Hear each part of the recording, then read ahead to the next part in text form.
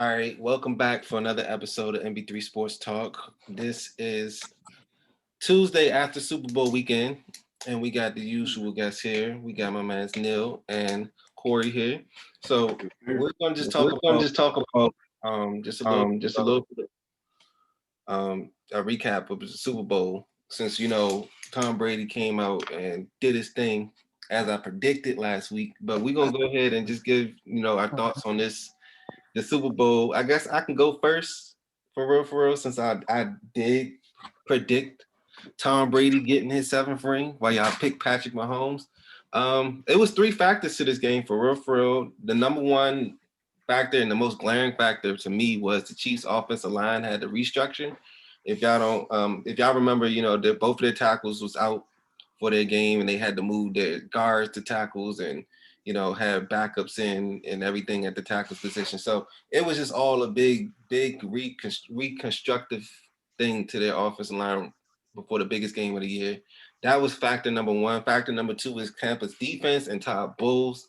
He played a huge factor in stopping Mahomes, and he didn't even have to do it with blitzes. He just sat back with a cover three.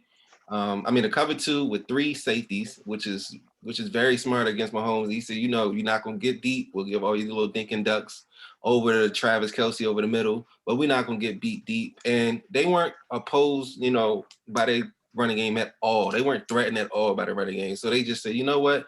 If you run it and get a little 4 or 5 yards here and there, we'll take that. We just not gonna give up the big plays to Tyreek Hill and all of them downfield, which I thought was very smart and it proved very effective, especially, like I said, going against that offensive line, which was basically a replacement line. And then third, but last, Tom Brady and Byron Leftwich really playing a very smart game. They got the running game going, which is what benefits Tom Brady the most in these type of situations. So I thought, those are the three factors: the offensive line for Kansas City, then the defense for Tampa Bay stepping up, and then the third thing was, just Tom Brady and Byron Leftwich getting on the same page. And like I said, just getting out to a fast start, which I said, if they do that against Kansas City, it's kind of like, fighting uphill against Tom Brady is kind of impossible. So that's my outlook on the game. I didn't expect it to be like a beatdown. It kind of reminded me of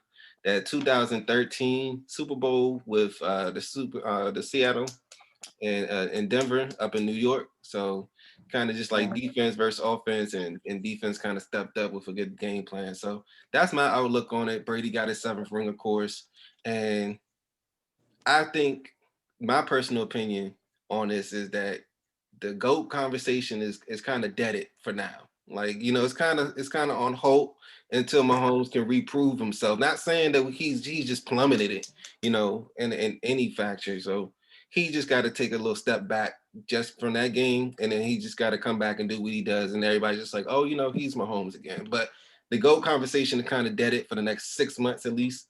But I'm gonna pass it off to somebody else now. We. I'm still Oh on the Super man. Bowl hangover. Oh man. Shoot, you talking about backup left tackles? Mike Remmers is playing. Now that's the Minnesota Viking that I do not like at all. Mike Remmers was probably our lowest rated tackle ever. So for him to go out there and block for Mahomes, of course that was going to happen.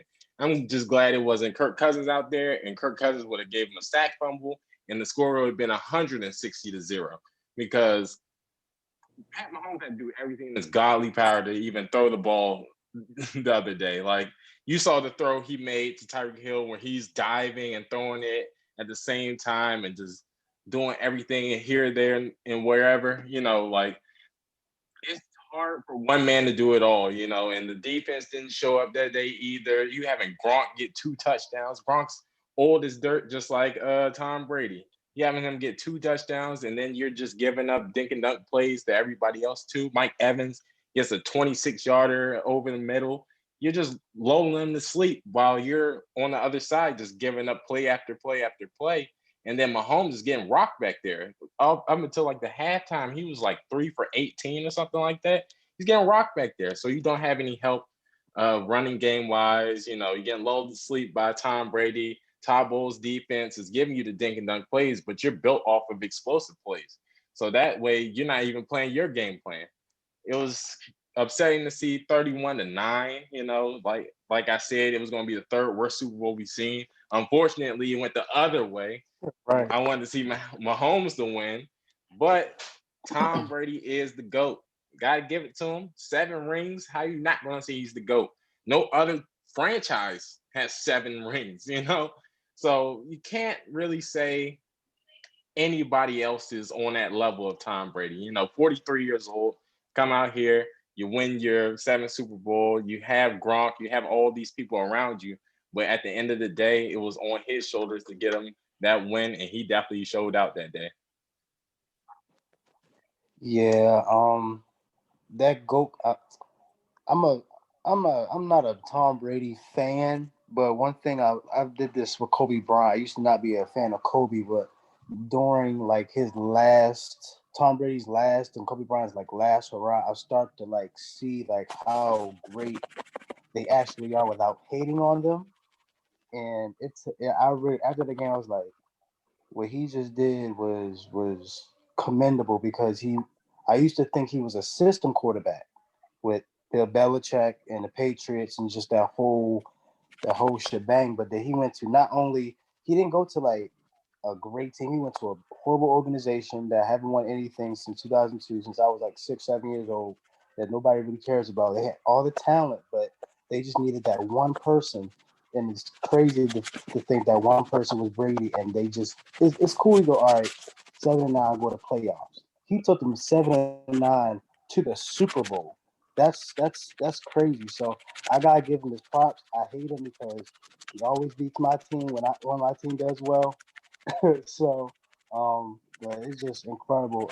I expected a better game. I'm kind of disappointed at Pat Mahomes, but at the same time, um, I kind of don't blame him though because the offensive line was horrible. The injuries, but you got to score at least one touchdown. There was some plays. Andy Reid didn't coach really well in the game. The timeouts was questionable in the second quarter. Um, instead of going to halftime 14-6, you took a timeout and allowed Brady to score, which was 21-6. And after that, I just gave my money away. I said, this game over because Tom Brady came up 23. He can hold a 21-6 lead. So I got to give it up to him. Pat Mahomes, he's gonna be okay. He just had surgery today, I think, on his toe. Look, there's nothing wrong with being second all time. Nothing wrong with it because he's gonna have all the records.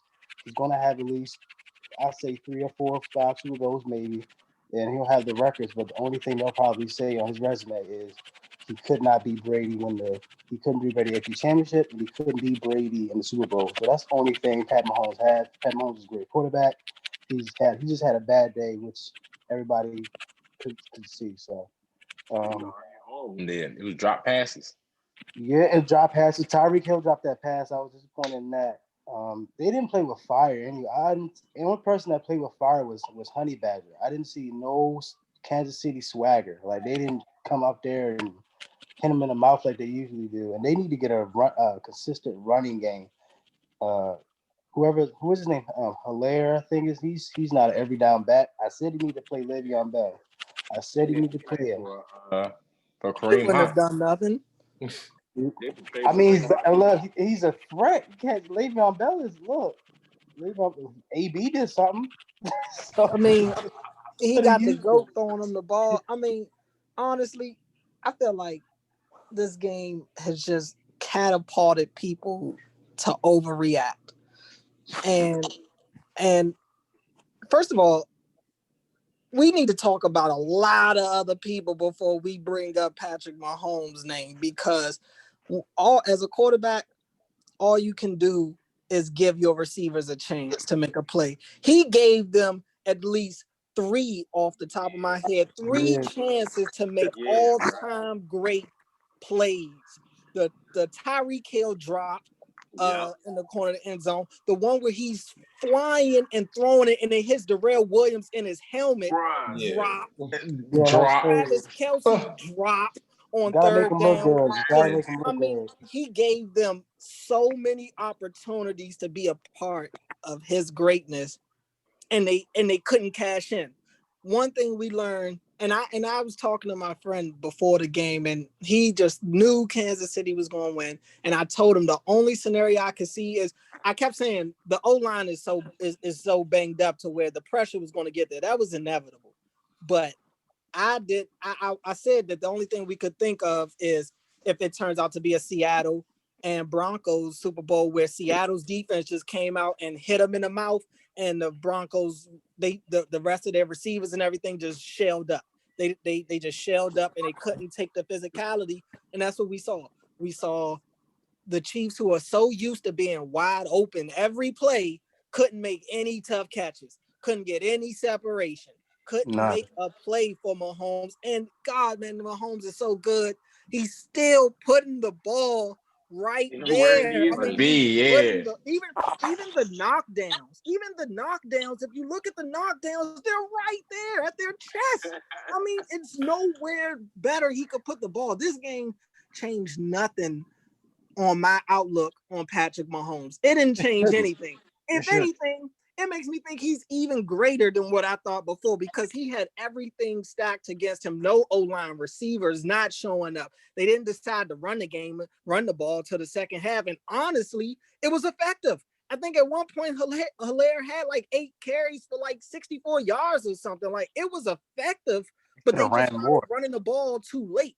But had he had somebody else on the other end to make a play for him, that he put them in positions to make, it'd be a whole nother thing. I'm not going to sit here and say that Mahomes will never be able to go down as the greatest of all time, because it's still too early. And for all we know, we could have a rematch next year. Honestly, for all we know, Brady's coming back. That's for sure. It's just a matter of how many people the Chiefs are going to bring back, what happens with this quarterback carousel going all over the place. But I have no reason to believe that Kansas City can't get back there, at least Kansas City. And Brady, I mean, unless he just falls off the cliffs, you can never count them out. I just think that Andy Reid had so much going on over the weekend. He's got to take some of the blame, because, I mean, to sit there and think that you're going to block that pass rush, even if you had a healthy O-line, you can't expect just a 5-man protection every play against them. I mean, this is the number 1 rush defense, and they have pass rushes all over the place. I mean, they might have the second best front 4 or 5 next to us. Honestly, I mean, they're deep at every position. I just didn't understand not trying to put somebody back there to help your quarterback. And those receivers, man, Tyreek Hill and them, they have to take the brunt of the responsibility for that, because they weren't physical. They didn't make any tough plays. They didn't make any plays. Darrell Williams, he is that face mask, that ball hitting him in his face mask is unforgivable. That is unforgivable. This dude laid out and threw a pass that I just didn't even expect to even get anywhere near receiver. Right. And it hits him in his face mask. I mean, come on, bro. This dude is immaculate. As far as his skill set, he's still the best skill-wise quarterback I've ever seen. I'm not even going to take that from him. Brady is who he is. Brady is a winner.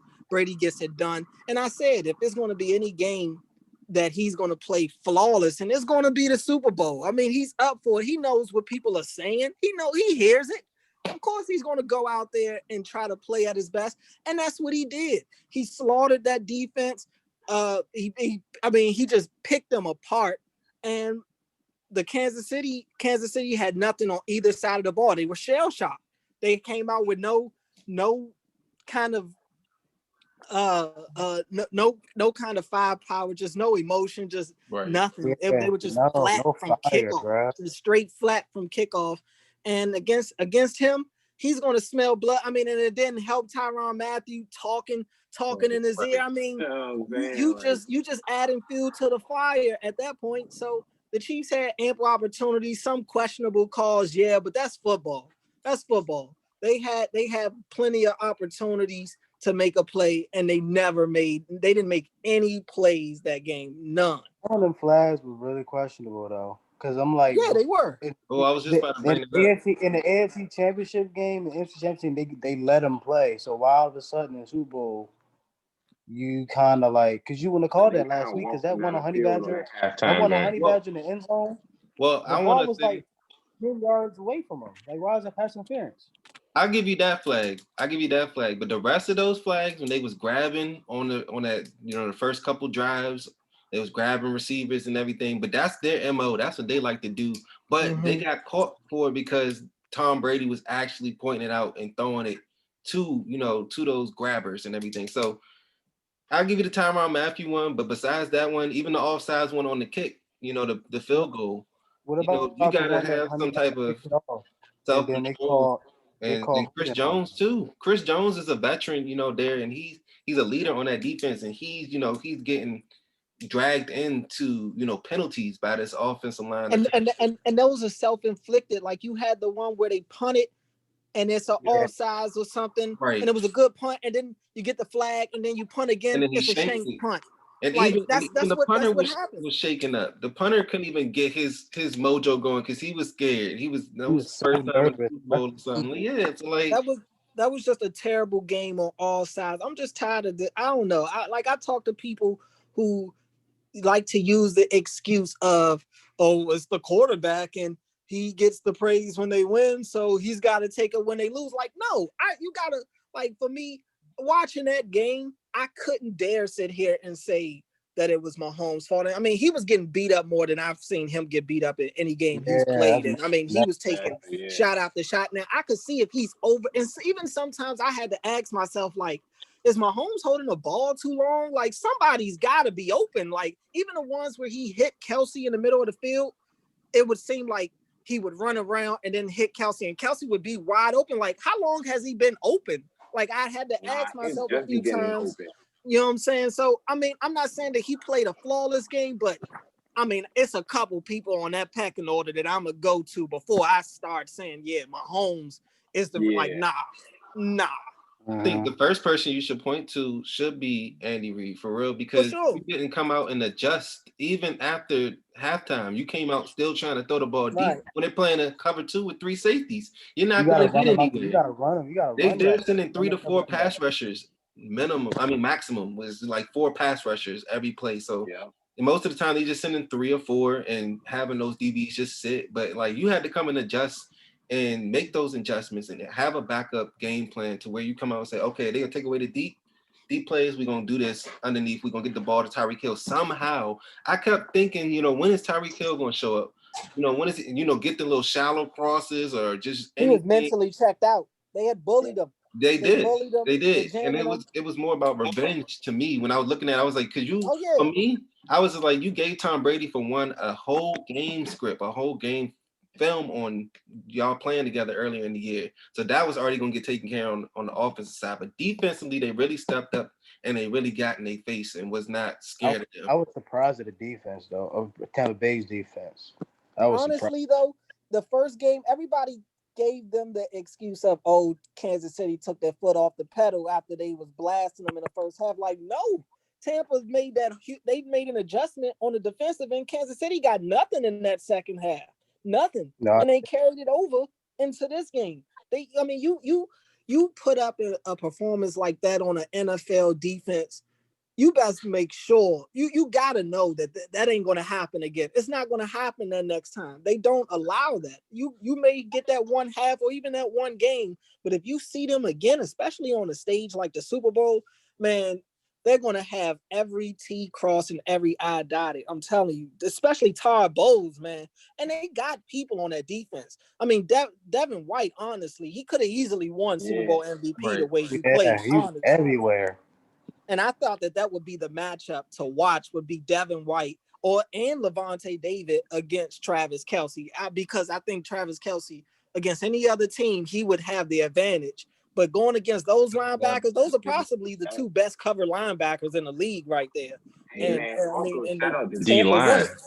Shout out to D-line. You got beat up bad. And Ndamukong Suh, Shaq Barrett. They played like they were crazy. Ndamukong Suh was playing like 10 years ago. I don't know what I'm saying. Ndamukong Suh was punching Mahomes in the mouth. He was everywhere. He was killing it.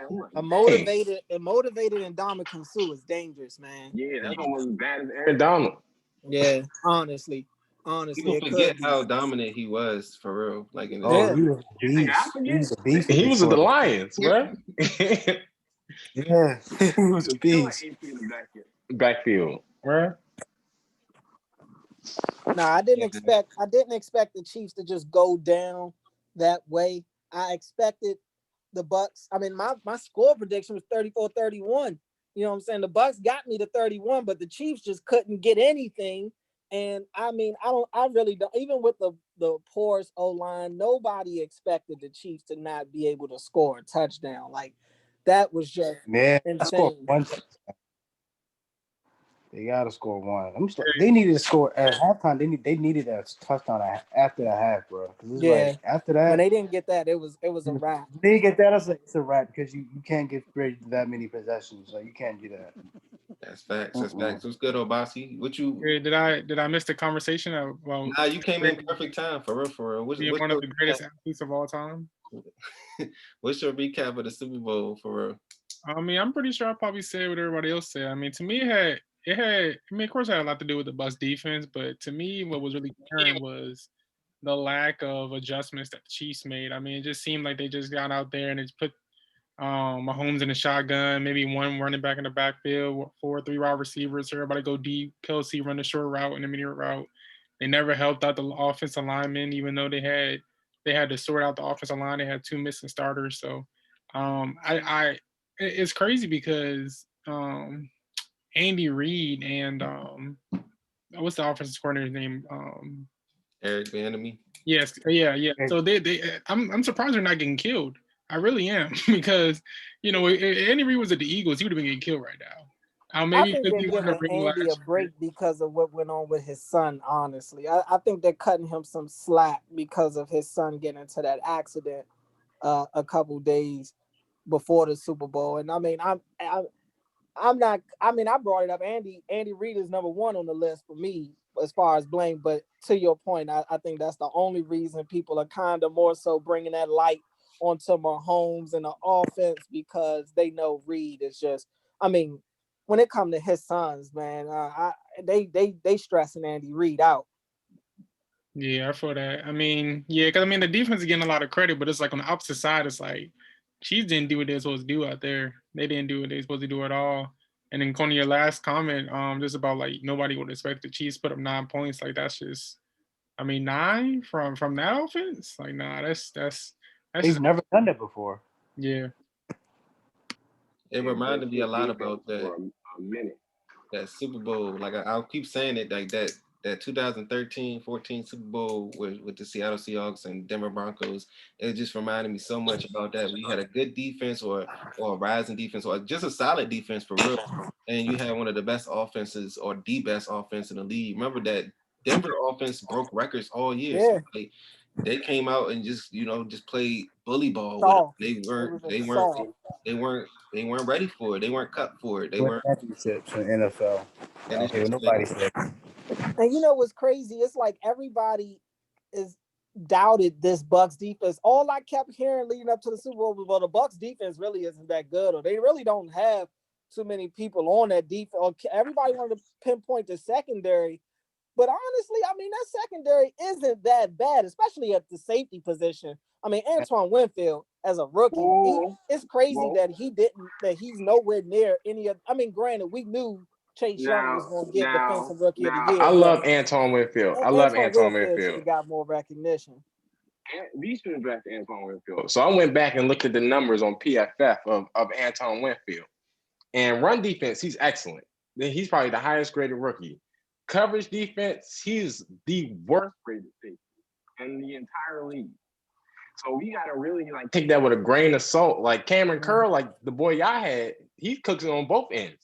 Right. But you gotta look at where that defense lacks. Like some people are definitely coming in and definitely helping out, like cover up some of these like shortcomings of the defense. So like that game before when they're getting burnt for 202 yards, yeah, you're getting upset. But the thing about that defense is it gradually got better. Exactly. So if you're looking at Sean Murphy Bunting, who came in, I think that's his second year. You're looking at Devin White, who drafted 5th overall, becoming the star of this defense. You're looking at Ndamukong Suh.